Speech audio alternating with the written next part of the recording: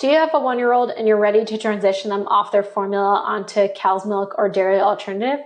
Or are you even wondering, does your child have to have cow's milk? Today's episode is just for you. Welcome to the Beehive Doc Talks with Dr. Blair Rolnick. As a pediatrician and mother herself, Dr. Rolnick is here to answer your most pressing parenting questions and guide you through the tough spots. Welcome back to Be Kind Pediatrics. For those of you who are new to the show, my name is Dr. Blair Rolnick. I'm a board-certified pediatrician by myself.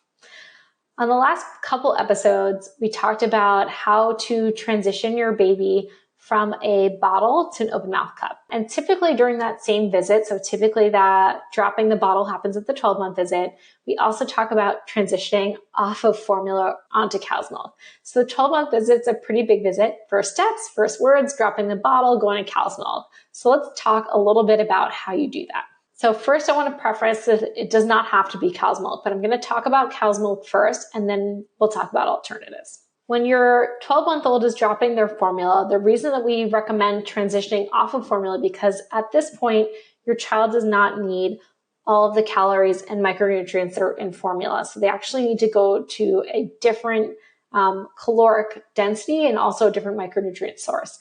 And cow's milk can be a really great option for that. Although again, we'll talk about for children who don't like cow's milk or don't want cow's milk alternatives. If you are going to go to a cow's milk, you want to use full fat milk. And the reason for that is that at this age, a child's brain still really has high fat requirements. They really need the full fat cow's milk. They should not be going to a 2% or a skim milk because their brain needs more fats than that. Cow's milk is also providing them with a really nice source of vitamin D and calcium. So again, if your child does not want cow's milk, that's okay. We can find ways to get them the full fats, vitamin D and calcium from other sources, and they can go straight to water.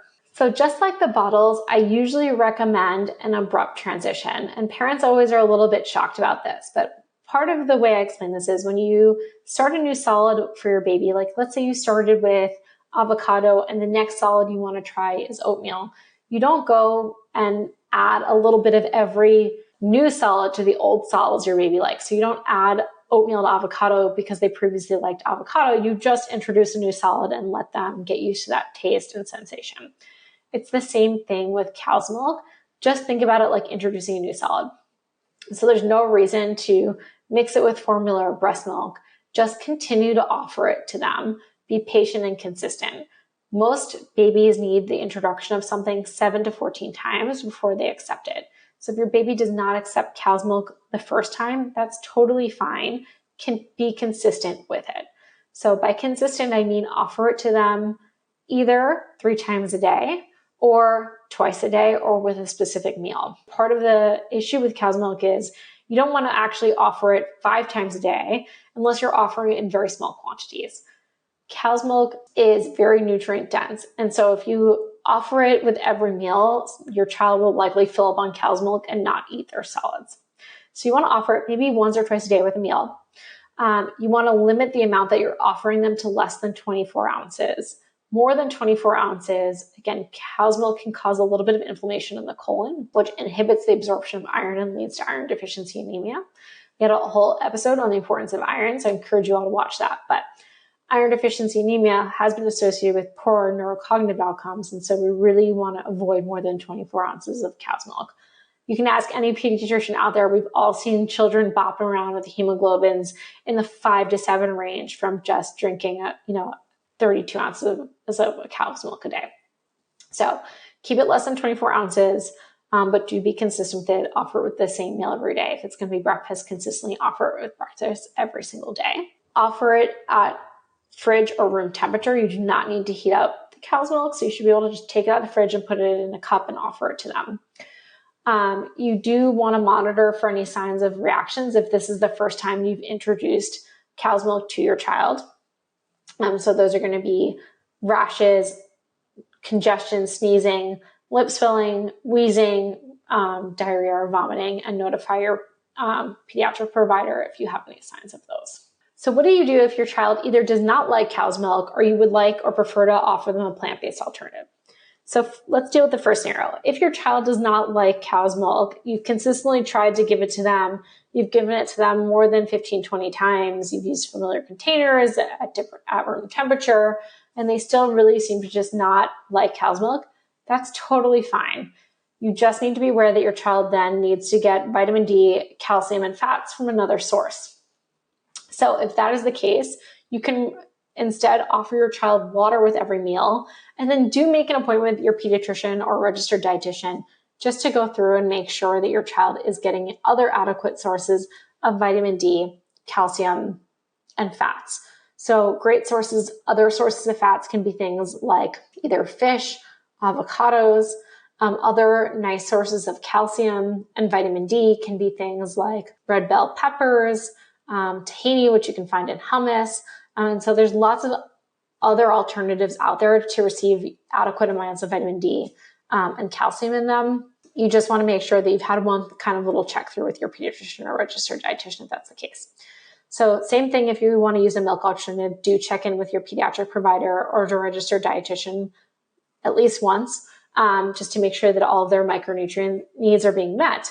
But there's other alternatives out there. So let's kind of break down each one. So what are the plant-based alternatives? And let's talk about each one and which one may be best for your child at the 12-month visit.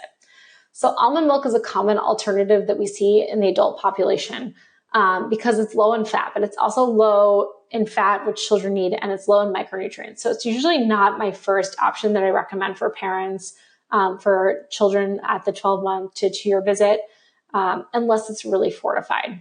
So I'd probably skip almond milk as my alternative. Soy milk is the next most common plant-based alternative out there. So soy milk is a really good source of protein, and it often is fortified with vitamin D and calcium.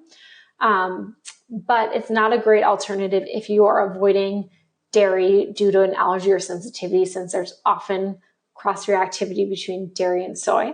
But it can be a nice alternative out there. Again, I encourage you to take your brand and go over the nutritional content, either with a registered dietitian or a pediatric provider, to make sure it's meeting your child's needs for their age. Similarly to soy, oat milk is often fortified with vitamin D and calcium, but is not a great source of fats or proteins. Rice milk is another common alternative. It's actually pretty low in protein and not high in micronutrients. It also has a big carbohydrate load.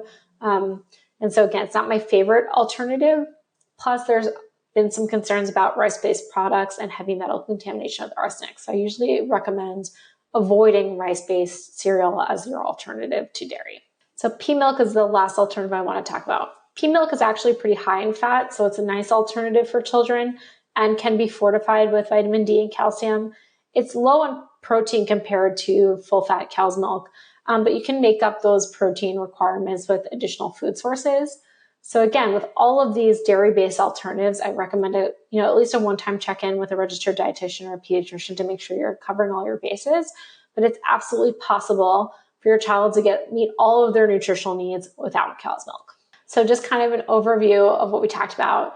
So at the 12-month visit, if your baby is being formula fed, you want to make a transition to either cow's milk or an alternative. If your baby is either due to preferences, allergies, intolerances, not taking cow's milk, that's totally fine. You just want to check in with your pediatric provider or registered dietitian to ensure adequate micronutrient and macronutrient needs are being met.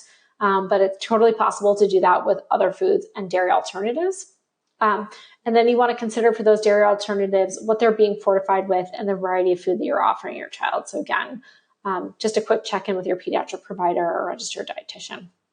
Overall, I hope you find this episode to be helpful and empowering. If you have any questions or comments, please leave them below. Thank you for watching the Beehive Doc Talks with Dr. Blair Rolnick. For more episodes and her practice, visit BeKindPediatrics.com, and don't forget to subscribe for more parenting tips wherever you get your podcasts. This information is for educational purposes only. It is not medical advice. Always seek medical advice from a qualified physician.